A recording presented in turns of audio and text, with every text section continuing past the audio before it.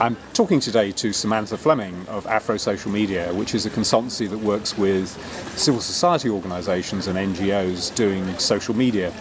Samantha, tell me, what exactly is it that social media can do for those types of organisations? I think social media allows non-profits and civil society organisations to broaden the conversation, and I think that's where the power of social media lies. And what's different about it to what technology has brought before is that it has a far more democratic potential. It allows people who don't otherwise have traditional access to corridors of power or to traditional media. It gives them a chance to voice their concerns, to voice their opinions, to have a say in a broader debate. And I think civil society organisations can tap into that. It's powerful for them because essentially civil society organisations are meant to represent pro-quo groups. They're meant to represent the marginalised, those who are underrepresented. And social media gives them an opportunity to have a real conversation with those people and to publicise that conversation. So it keeps them in contact with them, and it allows them to raise the profile of those people who otherwise don't have a voice. For those who might not be familiar with it, when we say social media, what is it we're talking about really at this point? Well, I think a basic description of social media is that it's online. It allows for the creation and the sharing of content online, and I think that pretty much covers social media. I mean, generally speaking, we speak about social media, people start to think about Facebook and Twitter, but I think there are other platforms that are also equally powerful.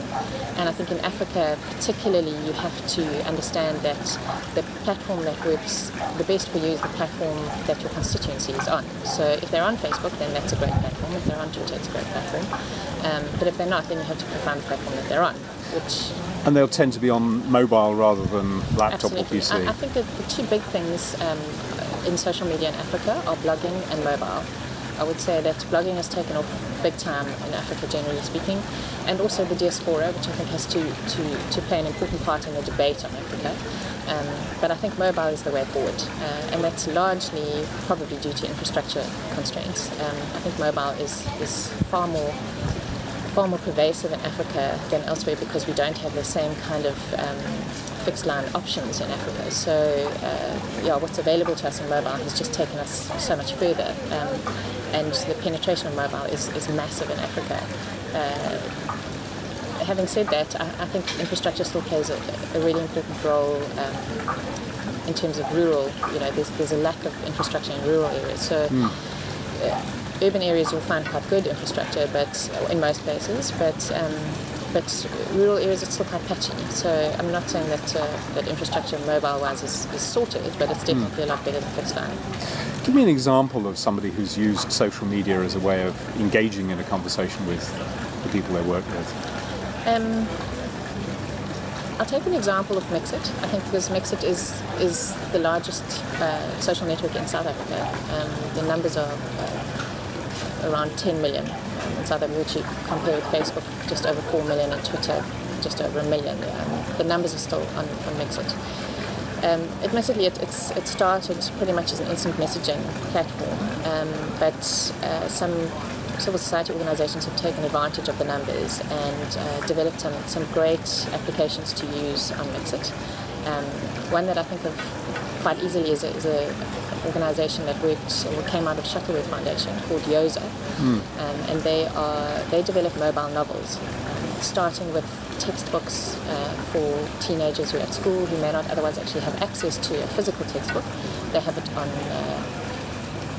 their mobile phone on Mixit. So they have a very powerful following, not only in terms of reading but also in terms of creating content. So that's been a very successful campaign. There's another organisation called Be Smart. All of these fit under the umbrella of something called Mixit Kids. Yeah. And Be Smart works with a whole range of different kinds of programs: literacy, numeracy, maths, science, all aimed at young people. Bear in mind that Mixit's largest target market is between 19 and 25, so they are predominantly working in that space.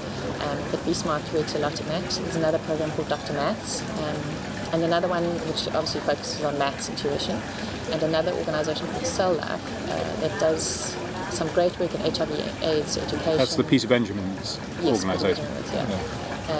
And they do, starting with HIV education and rolling out a whole lot of other things, also counselling, particularly with regards to abuse of drugs and alcohol, etc.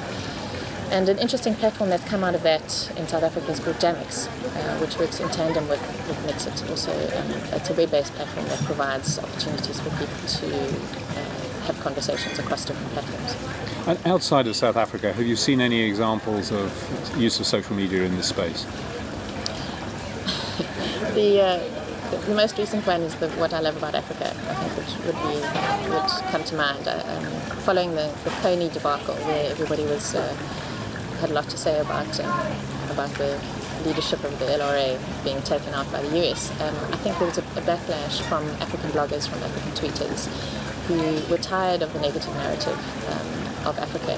We're poor, we're starving, we're emaciated, and there was a positive message coming out of that actually Africa's a beautiful place, it's a vibrant place, there's a lot of energy, there's a lot happening here, it's a good place. So it trended globally for last week. So I think there's a lot to be said for the powerful messages coming out of Africa of good, and that's one great example of how it's happened on Twitter. And Twitter has been taken up at the highest level. You and I were talking earlier about the president in Mali. Yes. Apparently there was during the coup that happened, the military coup that happened just last night, the president was tweeting that it wasn't a coup, it was just a mutiny in some barracks. And I think that's an example of what social media offers is an alternative voice. So there's a mainstream media that reports on what the foreign correspondents pick up, but there are alternative voices that you find on social media, and that's where the power of social media is, that you can get more alternative voices, that you can get more debate going. You can get people who otherwise would not even participate in a conversation. They get to get in on the conversation, which also has its downsides. There's opportunity for propaganda, there's opportunity for dominating the conversation, but I think that's part of the way things go, and that happens in any medium, whether it's social media or another medium. Or 10 people in a room. Exactly. Samantha, thanks for talking to me today. Sure.